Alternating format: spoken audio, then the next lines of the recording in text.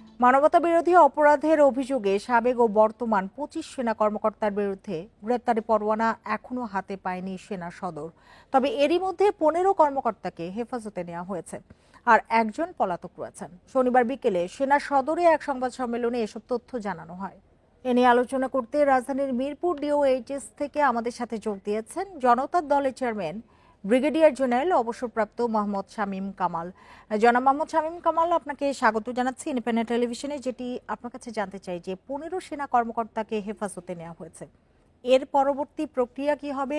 আর এর আগে দেশে একসাথে এত সেনা কর্মকর্তার বিচার বেসামরিক আদালতে হয়েছিল কিনা? যে আপনাকে অসংখ্য ধন্যবাদ আমাকে সাথে নেওয়ার জন্য। না, এর আগে একসাথে ফরমালি এরকম আন্তর্জাতিক বিচারালয়ে তো যাওয়ার কোনো প্রশ্নই ওঠে না, আগে কখনো হয়নি। আর দ্বিতীয় বিষয় হচ্ছে যে এখন পদ্ধতিগতভাবে আজকে অ্যাডজুটেন্ট জেনারেল যেটা ব্রিফিং করেছেন, এটাই হওয়া উচিত এবং এটা সকলের দৃষ্টি আমাদের এদিকে ছিল যে আসলে সেনাবাহিনী এটার ব্যাপারে কি পদক্ষেপ নেয়। তো একেবারে যৌক্তিকভাবে যেটা একদম খুবই আদর্শ অবস্থান থেকে আমরা বলতে পারি যে সেনাবাহিনী যথার্থ পদক্ষেপ নিয়েছে, তাদেরকে তাদের মানে ইয়েতে রেখেছে এবং হেফাজতে রেখেছে, এবং যখনই কোর্ট তাদেরকে চাইবে তাদেরকে সেই কোর্টে হাজিরা হাজিরা তারা দিবেন। এখানে কোনো পদ্ধতিগত এইটাই হওয়া কথা এবং তাই সেনাবাহিনী করেছে।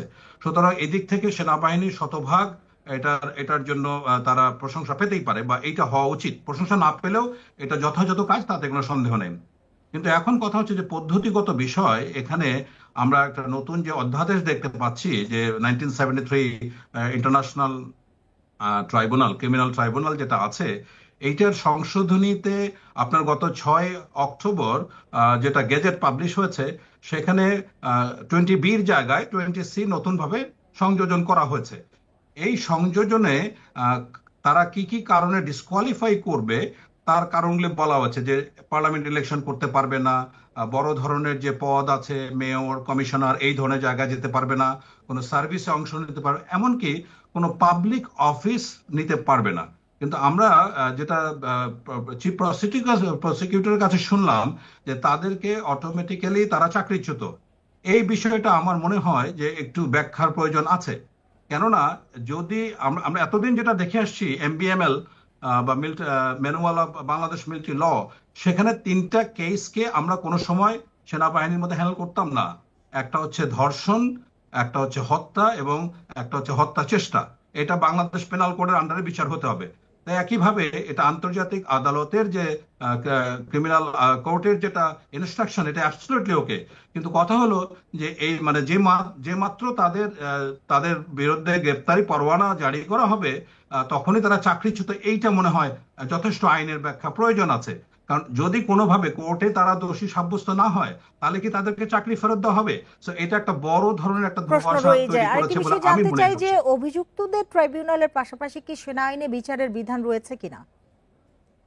না, সেনা আইনে যে যে অপরাধগুলির ব্যাপারে তাদের মানে তাদেরকে মানে তাদের বিরুদ্ধে গ্রেপ্তারি পরোয়ানা করা হয়েছে, এটা তো হচ্ছে গুম, খুন ইত্যাদি ইত্যাদি। এখন গুম এবং খুনের মতো বিষয়গুলো আমি স্পষ্ট বললাম যে 3টা অপরাধের ক্ষেত্রে এমবিএমএল বা সেনা আইনে বিচার করার কোনো সুযোগ নাই। একটা হচ্ছে ধর্ষণ, একটা হচ্ছে হত্যা, আর একটা হত্যা চেষ্টা। সুতরাং এখানে গুম খুনের পুরো বিষয়টাই তো হচ্ছে হত্যা এবং হত্যা চেষ্টার মধ্যে সামিল। সুতরাং এটা সেনা আইনে বিচার করার কোনো সুযোগ নেই। জি। হেফাজতে থাকা সেনা কর্মকর্তাদের ট্রাইব্যুনালের কাছে দেওয়ার বিষয়ে কি ধরনের বিধান রয়েছে? না, এটা তো এখন যেহেতু এটা আমরা দেখলাম যে 12টা অফিসকে চিঠি দেওয়া হয়েছে, তার মধ্যে সেনা সদর বা অ্যাডজুটেন্ট জেনারেলকে অ্যাড্রেস করা হয়েছে।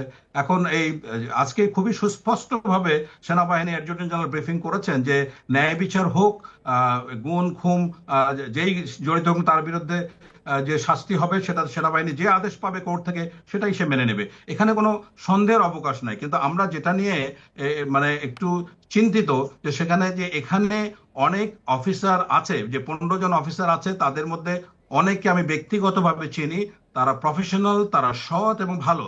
তারা হয়তোবা এই দায়িত্ব পালন করতে গিয়ে এরকম একটা পরিস্থিতি পড়লো। তো এটা আমার মনে হয় তাদের ন্যায় বিচার পাওয়ার যথেষ্ট সুযোগ আছে। তার মধ্যে আমি দুই একজনকে চিনি। আমি আমি যখন প্রধান জি। প্রশিক্ষক ছিলাম ন্যাশনাল ডিফেন্স কলেজে, আমার জনাব শামীম ইন্সট্রাক্টর। কামাল, আপনি বলছিলেন যে যারা রয়েছেন অভিযুক্ত তাদের অনেককে আপনি পার্সোনালি চেনেন এবং তারা অনেকে প্রফেশনাল সৎ।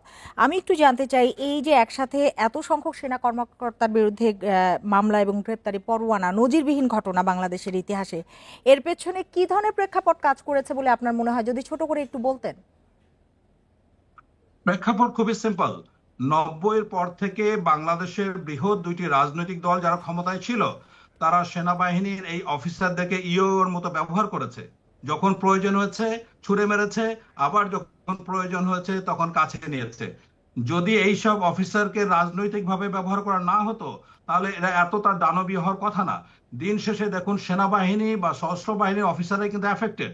এত বড় এত বড় একটা ঘটনা ঘটে গেল, এর পিছনে কি শুধুমাত্র সশস্ত্র বাহিনীর অফিসাররাই জড়িত? পুলিশের কেউ নাই, সিভিল প্রশাসনের নাই, রাজনীতিবিদ নাই, কিন্তু দিন শেষে দেখুন সবচেয়ে বেশি এফেক্ট হচ্ছে সেনাবাহিনীর এই অফিসাররা। প্রকারান্তে দেখুন, সেনাবাহিনীর প্রতি যে অবিচারটা করা হয়েছে, সেনাবাহিনীর অনেক অফিসার বিডিআর কার্নেজের কথা বলতে গিয়ে চাকরি হারিয়েছেন। বিডিআর কার্নেজে অনেক অফিসার পরিবার তাদের ক্ষতিগ্রস্ত হয়েছে, তাদের মৃত্যু মানে হত্যা করা হয়েছে। এগুলি নিয়ে কিন্তু প্রশ্ন উঠছে না। বেসামরিক প্রশাসনে 1 2 3 4 5 মানে এরকম পদোন্নতি নিয়ে যাচ্ছে, কিন্তু সেনাবাহিনীর প্রতি কিন্তু 2009 থেকে 2014 পর্যন্ত, 2022 পর্যন্ত, এই পুরা সময়ের মধ্যে আপনি যে অবিচার অনিয়ম হয়েছে, যারা প্রফেশনাল অফিসার, যারা ভালো অফিসার, তার নিয়ে কিন্তু কোনো প্রশ্ন উঠছে না। সো দিন শেষে সেনাবাহিনীকে এইভাবে বারবার ব্যবহার, রাজনৈতিকভাবে ব্যবহার করার কারণে সেনাবাহিনী এটা জি, বুঝতে আবার হবে। পেরেছি। আমাদের হাতে একেবারেই সময় নেই। জনাব ব্রিগেডিয়ার জেনারেল অবসরপ্রাপ্ত মোহাম্মদ শামীম কামাল, আপনাকে অনেক ধন্যবাদ আমাদের সাথে যোগ দেবার জন্য, আমাদের সময় দেবার জন্য।